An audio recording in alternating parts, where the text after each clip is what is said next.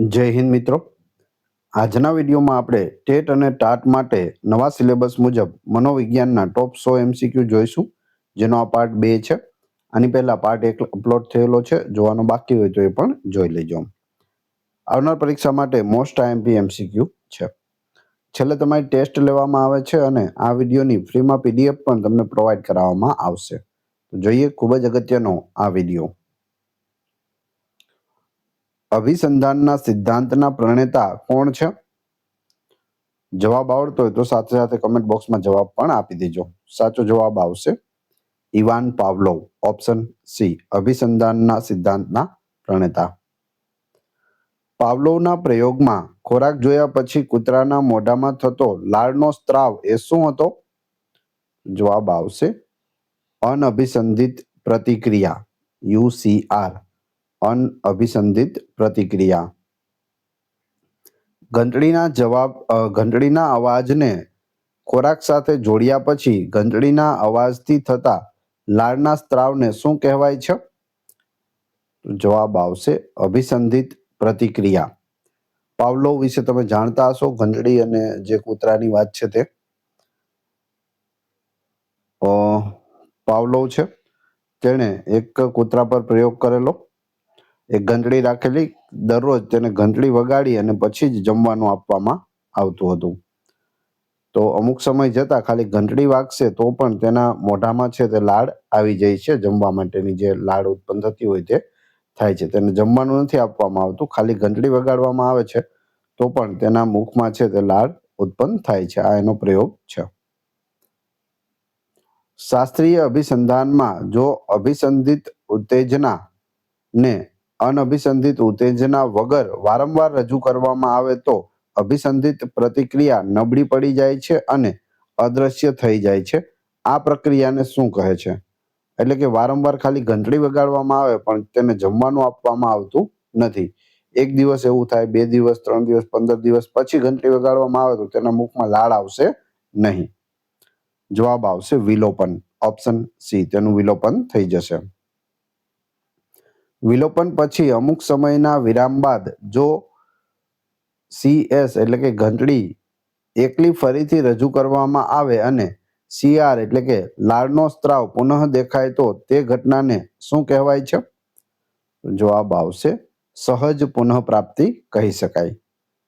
15 દિવસ ઘંટડી વગાડીને જમવાનું ન આપ્યું હોય, પછી તેના મુખમાં લાળ આવવાની બંધ થઈ ગઈ હોય, પરંતુ બીજા 15 દિવસ કે 10 દિવસ ગયા પછી એક વખત ઘંટડી વગાડવામાં આવે અને કૂતરાને એવું લાગે કે મને હવે જમવાનું મળશે ને એના મુખમાં લાળ ઉત્પન્ન થાય તો તેને સહજ પુનઃપ્રાપ્તિ કહે છે.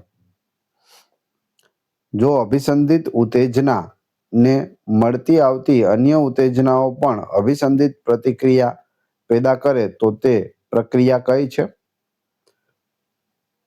એટલે કે ઘંટડી વગાડીને જમવાનું આપવામાં આવતું હોય અને લાળ પ્રગટ થતી હોય, પરંતુ ઘંટડી જેવો જ બીજો કોઈ અવાજ આવે, સ્ટીલમાં ચમચીથી વગાડવાનો અવાજ કે કોઈ પણ અવાજ આવે અને તેવી પ્રતિક્રિયા થાય તો તેને અસામાન્યીકરણ કહે છે. Option C. જો પ્રાણી માત્ર ચોક્કસ CS, દાખલા તરીકે 1000 હર્ટ્ઝ અવાજ પર જ પ્રતિક્રિયા આપે, પરંતુ સમાન ઉત્તેજનાઓ, દાખલા તરીકે 500 હર્ટ્ઝ અવાજ પર પ્રતિક્રિયા ન આપે તો તે પ્રક્રિયા કઈ છે? તો તે ભેદબોધન છે. શાસ્ત્રીય અભિસંધાન દ્વારા લાગણીઓ શીખવી, જેમ કે ડર શીખવો, તે કયા મનોવૈજ્ઞાનિકના પ્રયોગ સાથે સંકળાયેલ છે? તો જવાબ આવશે વોટસન. એનું નામ છે લિટલ આલ્બર્ટ એક્સપેરિમેન્ટ. ઉચ્ચક્રમ અભિસંધાન એટલે શું? ઉચ્ચક્રમ અભિસંધાન જ્યારે એકવાર અભિસંધિત ઉત્તેજનાને બીજી નવી તટસ્થ ઉત્તેજના સાથે જોડવામાં આવે એને કહેવાય ઉચ્ચક્રમ અભિસંધાન. શાસ્ત્રીય અભિસંધાન દ્વારા પ્રાપ્ત થયેલી અનિચ્છનીય પ્રતિક્રિયાઓ, જેમ કે ભયને દૂર કરવા માટે કઈ પદ્ધતિનો ઉપયોગ થાય છે? તો જવાબ આવશે વ્યવસ્થિત વિસંવેદનીકરણ થાય છે. ક્રિયાત્મક અભિસંધાનના સિદ્ધાંતના મુખ્ય પ્રણેતા કોણ છે? મુખ્ય પ્રણેતા છે BF સ્કિનર. BF Skinner.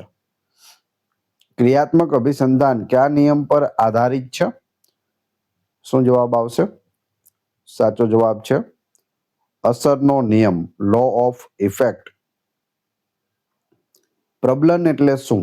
પ્રબલન એટલે થશે વર્તનની આવૃત્તિ વધારવી. Option C.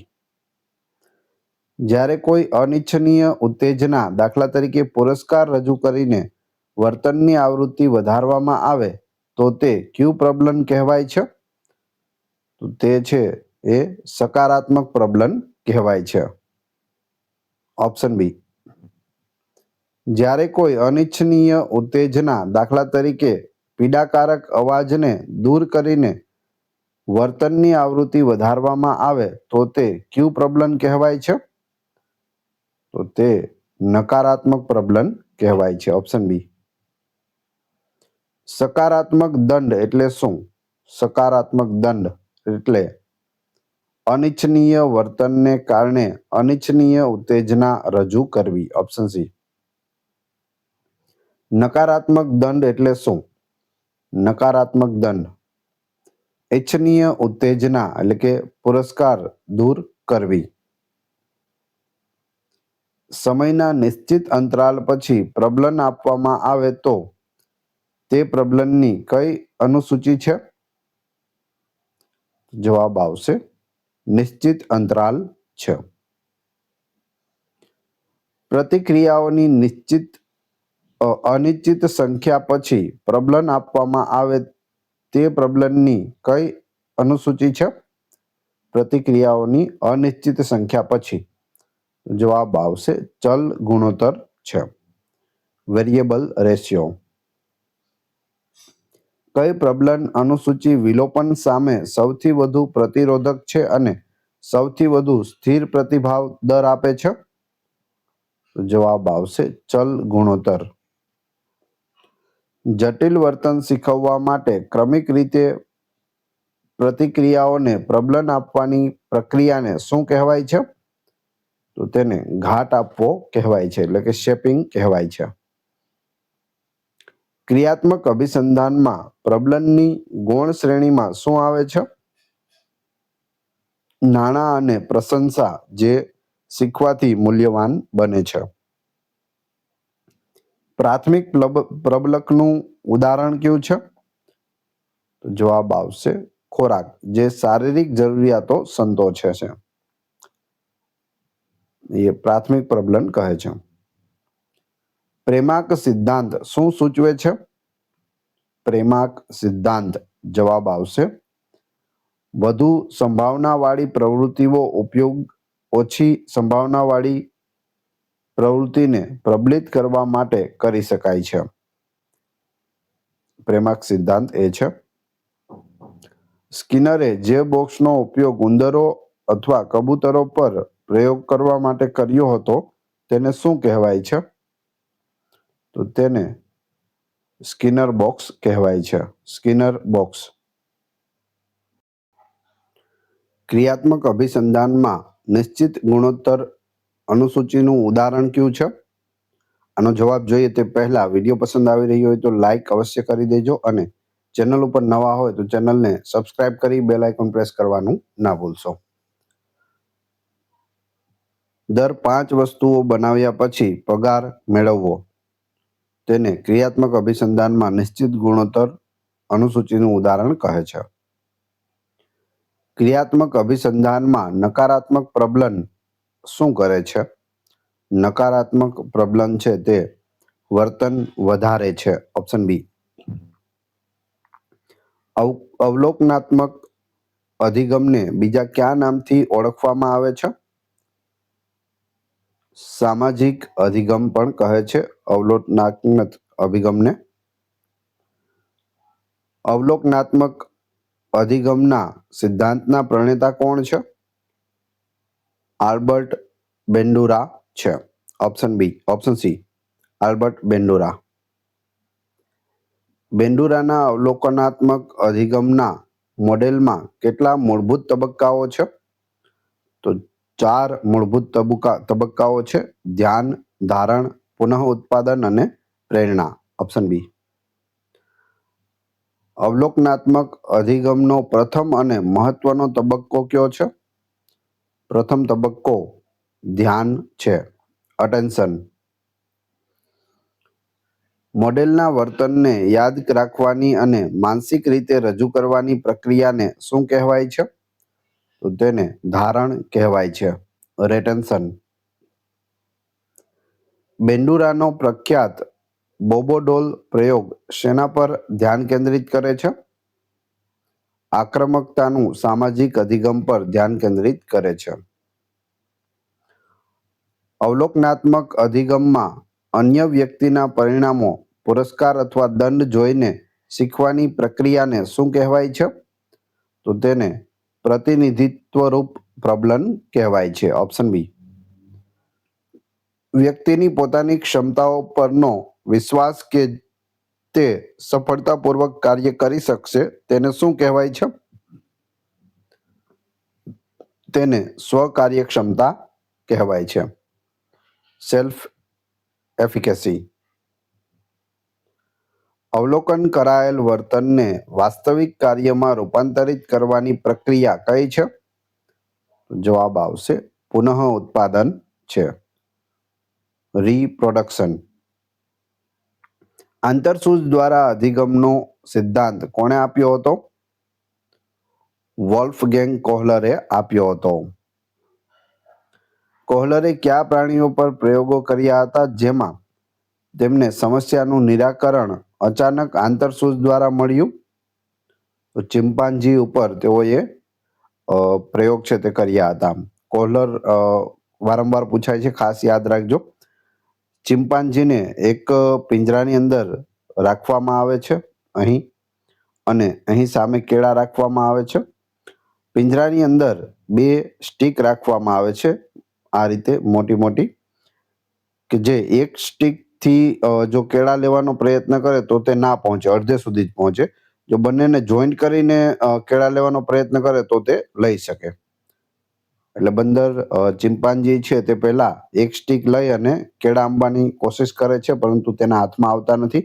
પછી તે બાજુમાં પડેલી બીજી સ્ટીક જુએ છે અને બંનેને જોઈન્ટ કરી દે છે, જોડી અને પછી કેળા લઈ લે છે. તો આ આંતરસૂઝ છે અને અંદરથી એવું સૂઝ્યું.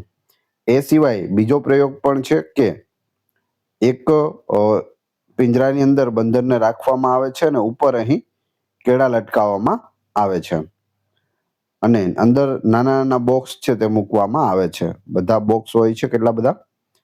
પછી બંદર શું કરે છે? કેળા લેવા માટે તે પહેલા છલાંગ લગાવે છે, પરંતુ પહોંચતો નથી.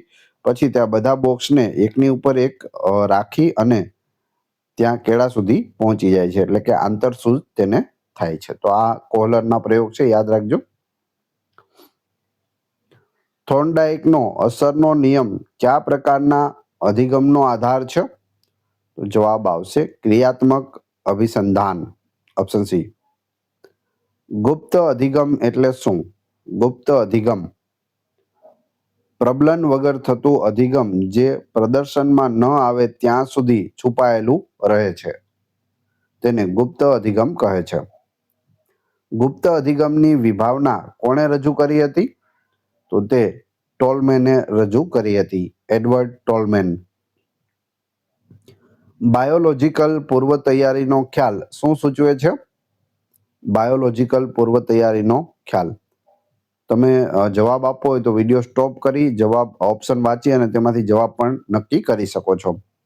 જવાબ આવશે જૈવિક રીતે નિર્ધારિત અમુક જોડાણો શીખવા માટે સરળ હોય છે, જેમ કે ખોરાક અને માંદગી. જો કોઈ વ્યક્તિ વિષય એ શીખે અને પછી વિષય બી શીખે અને વિષય એના અધિગમમાં વિષય બી ને કારણે અવરોધ થાય તો તે કયા પ્રકારનો હસ્તક્ષેપ છે? તો જવાબ આવશે કાર્યોત્તર હસ્તક્ષેપ છે. જો કોઈ વ્યક્તિ વિષય એ શીખે અને પછી વિષય બી શીખે અને વિષય એનું અધિગમ વિષય બીને શીખવામાં મદદરૂપ થાય તો તે કયા પ્રકારનો હકારાત્મક સ્થાનાંતર છે? તો તે હકારાત્મક સ્થાનાંતરણ એટલે કે પોઝિટિવ ટ્રાન્સફર છે. જેમ કે પહેલા એકડા શીખ્યા 1 2 3 4 અને પછી જો ગણિત શીખો તમે પ્લસ અથવા ઇન્ટુ અથવા તો કોઈ પણ ગણિત શીખો તો એમાં આ આંકડા છે 1 થી 100 એ તમને ઉપયોગી થાય છે. તેને કહેવાય હકારાત્મક સ્થાનાંતરણ. ક્રિયાત્મક અભિસંધાનમાં જો ઈચ્છિત વર્તન દર 15 મિનિટે એકવાર કરવામાં આવે તો પ્રબલન આપવામાં આવે તો તે કઈ અનુસૂચિ છે? જવાબ આવશે નિશ્ચિત અંતરાલ છે. ફિક્સ્ડ ઇન્ટરવેલ દર 15 મિનિટે આપવામાં આવે છે. સામાજિક જ્ઞાનાત્મક અધિગમના સિદ્ધાંતમાં જ્ઞાનાત્મક પાસાઓનો સમાવેશ શું છે? જવાબ આવશે અપેક્ષાઓ, વિચારસરણી અને પ્રેરણા, માનસિક પ્રક્રિયાઓ. જે વર્તન અનુગામી પ્રતિક્રિયાઓ માટે ઉત્તેજના તરીકે કાર્ય કરે છે તેને શું કહેવાય છે? તો તેને સાંકડીકરણ કહેવાય છે, એટલે કે ચેઇનિંગ કહેવાય છે.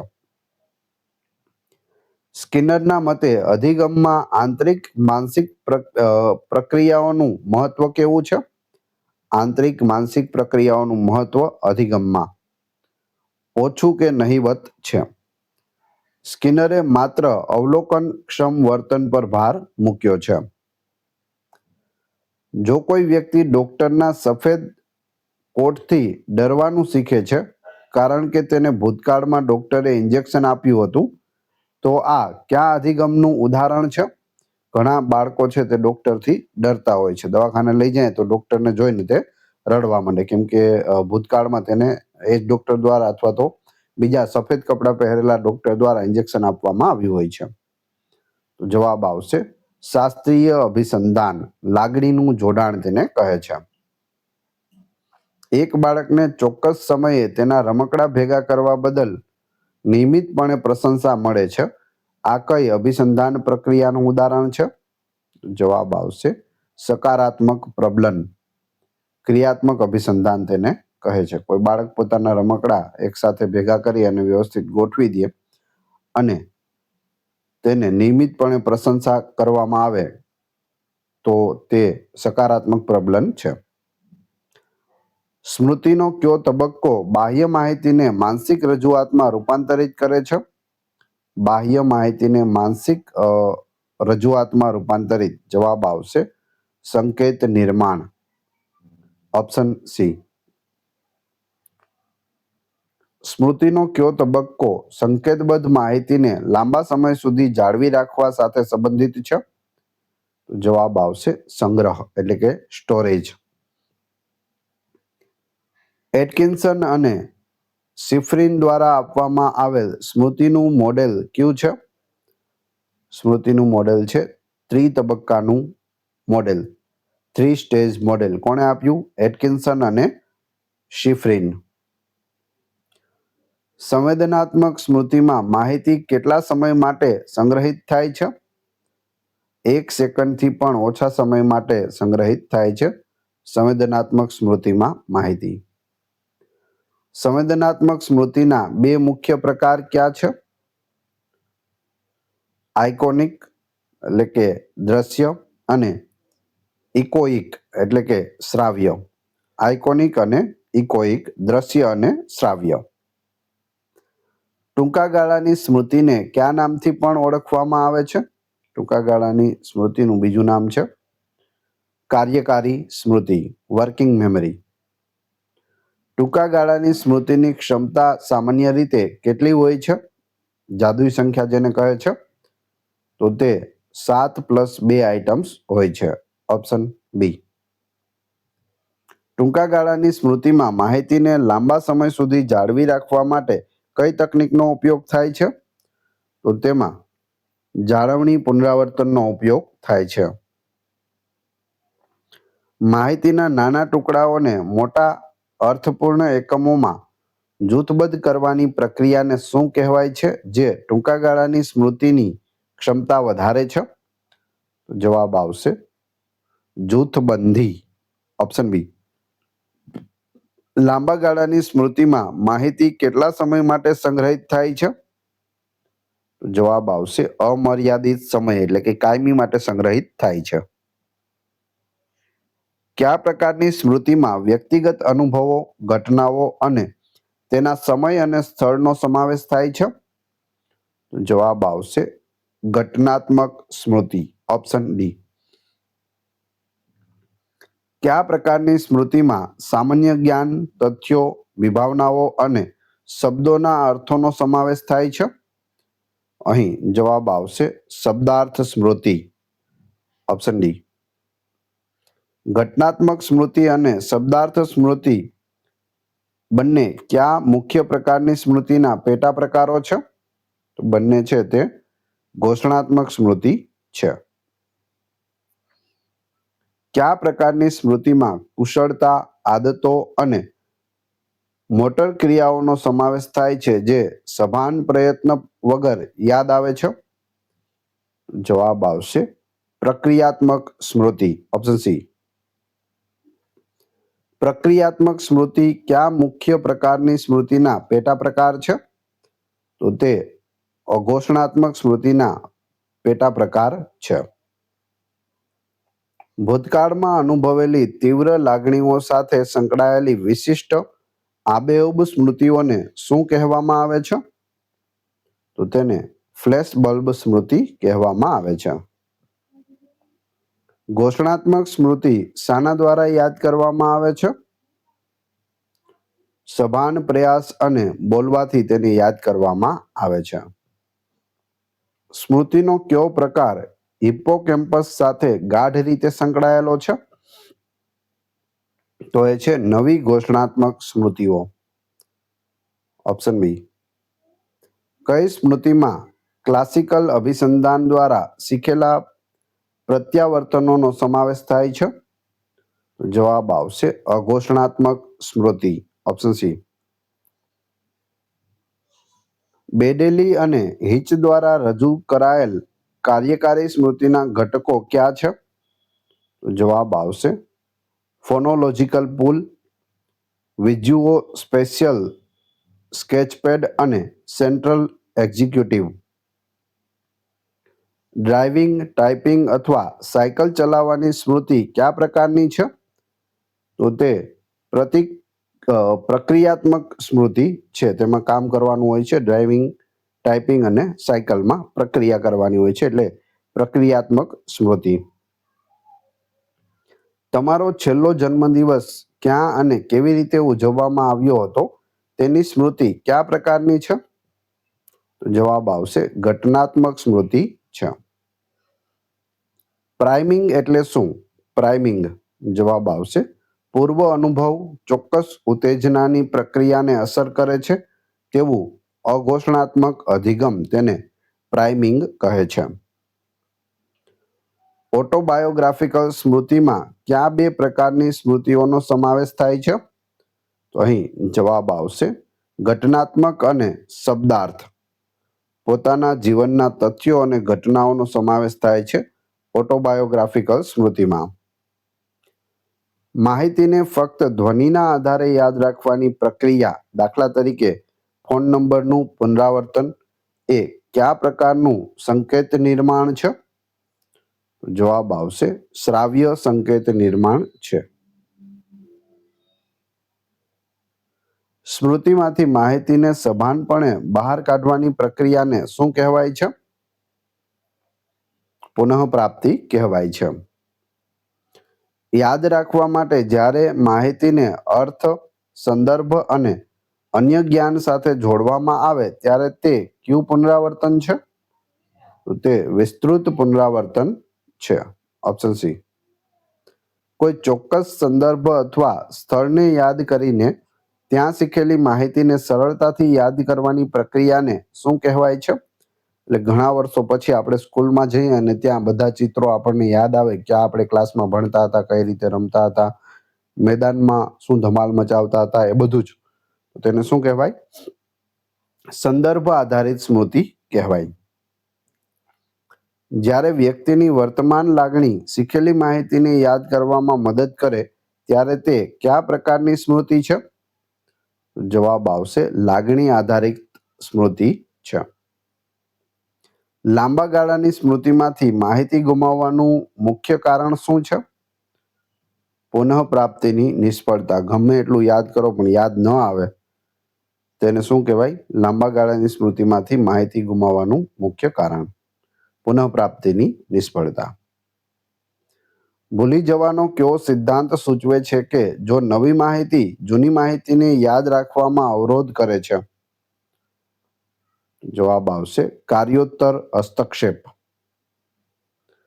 ભૂલી જવાનો કયો સિદ્ધાંત સૂચવે છે કે જો જૂની માહિતી નવી માહિતીને યાદ રાખવામાં અવરોધ કરે છે? જવાબ આવશે પૂર્વલક્ષી હસ્તક્ષેપ. ભૂલી જવાનો કયો સિદ્ધાંત માને છે કે જો સ્મૃતિનો ઉપયોગ ન થાય તો સમય જતાં તે ઝાંખી પડી જાય છે અને અદૃશ્ય થઈ જાય છે? તો જવાબ આવશે ક્ષય સિદ્ધાંત, ડીકે થિયરી. સિગમન્ડ ફ્રોઈડના મતે અસ્વીકાર્ય કે પીડાદાયક સ્મૃતિઓને અચેતન મનમાં ધકેલવાની પ્રક્રિયાને શું કહેવાય છે? તો તેને દમન કહેવાય છે. Option C. તમે જાણો છો કે તમને કોઈ માહિતી યાદ છે પરંતુ તે જીભના ટેરવે આવે છે પણ બહાર આવતી નથી. આ કઈ સમસ્યા છે? જેમ કે કોઈ વ્યક્તિને આપણે મળ્યા, તેને પહેલા પણ મળેલા હતા, એનું નામ યાદ છે પણ આપણા એવું છે આપણને કે આપણે યાદ છે પરંતુ જીભથી નીકળતું નથી. તો તેને પુનઃપ્રાપ્તિ નિષ્ફળતા કહે છે. સ્મૃતિમાં હિપ્પોકેમ્પસનું મુખ્ય કાર્ય શું છે? નવી સ્મૃતિઓનું એકત્રીકરણ અને એલટીએમમાં સ્થાનાંતરણ કરવું. મગજનો કયો ભાગ મુખ્યત્વે પ્રક્રિયાત્મક સ્મૃતિ માટે જવાબદાર છે? તો એ છે સેરેબેલમ અને બાસલ ગેંગલિયા. Option C. મગજની કઈ રચના ભય સંબંધિત લાગણીઓ અને સ્મૃતિઓ સાથે સંકળાયેલી છે? જવાબ આવશે એમિગડાલા. Option C. એમ્નેશિયા એટલે શું? એમ્નેશિયા સ્મૃતિનું આંશિક અથવા સંપૂર્ણ નુકસાન થવું. એમ્નેશિયાનો કયો પ્રકાર ઈજા પછીની નવી ઘટનાઓને યાદ રાખવાની ક્ષમતા ગુમાવવા સાથે સંકળાયેલ છે? તો એ છે કાર્યોત્તર એમ્નેશિયા. એમ્નેશિયાનો કયો પ્રકાર ઈજા પહેલાની સ્મૃતિઓ ગુમાવવા સાથે સંકળાયેલો છે? તો એ છે પૂર્વલક્ષી એમ્નેશિયા. એચએમ નામના પ્રખ્યાત દર્દી જેના પર સ્મૃતિ સંશોધન કરવામાં આવ્યું તે કયા પ્રકારના એમ્નેશિયાથી પીડિત હતો? તો જવાબ આવશે કાર્યોત્તર એમ્નેશિયા. હિપ્પોકેમ્પસ દૂર કર્યા પછી નવી સ્મૃતિ બનાવવાની અક્ષમતા. યાદ રાખવાની ક્ષમતા વધારવા માટે માહિતીને વિઝ્યુઅલ ઇમેજ અથવા શબ્દો સાથે જોડવાની તકનીકને શું કહેવાય છે? તો તેને સ્મૃતિ સહાયક તકનીક કહેવાય છે. કોઈ પણ વસ્તુ ભણાવતા હોય, જેમ કે ગાંધીજી વિશે આપણે ભણાવી રહ્યા છીએ, તો ગાંધીજીનો ફોટો સામે વિદ્યાર્થીઓને બતાવીને તમે ભણાવશો તો તેને વધારે યાદ રહે છે. તેને કહેવાય સ્મૃતિ સહાયક તકનીક. એકબીજા સાથે જોડાયેલા શબ્દોની યાદી, દાખલા તરીકે ઘર, બારણું, ખુરશી, પલંગ ને યાદ રાખવાની કઈ સ્મૃતિ સહાયક તકનીક છે? સાંકળ બનાવવાની પદ્ધતિ, ચેઇનિંગ અથવા લિંક મેથડ તેને કહે છે. માહિતીને યાદ કરવાના હેતુથી વારંવાર પ્રેક્ટિસ કરવી કે જેનાથી મગજના જોડાણો મજબૂત બને તેને શું કહેવાય છે? તેને અધ્યયન અથવા તો ઓવરલર્નિંગ કહે છે. જૂઠી સ્મૃતિઓનું સર્જન કયા પરિબળને કારણે થઈ શકે છે? ખોટી સ્મૃતિઓનું સર્જન. માહિતીની ગેરમાર્ગે દોરતી પુનઃપ્રાપ્તિ. આઈ વિટનેસ ટેસ્ટિમોનીમાં ખોટી માહિતી દાખલ કરવાથી સ્મૃતિ બદલાઈ શકે છે તે દર્શાવતું સંશોધન કોણે કર્યું હતું? તો તે એલિઝાબેથ લોફ્ટસ દ્વારા કરવામાં આવ્યું હતું. ટૂંકા ગાળાની સ્મૃતિમાં માહિતીની સક્રિય જાળવણી અને પ્રક્રિયા માટે કયો ભાગ જવાબદાર છે?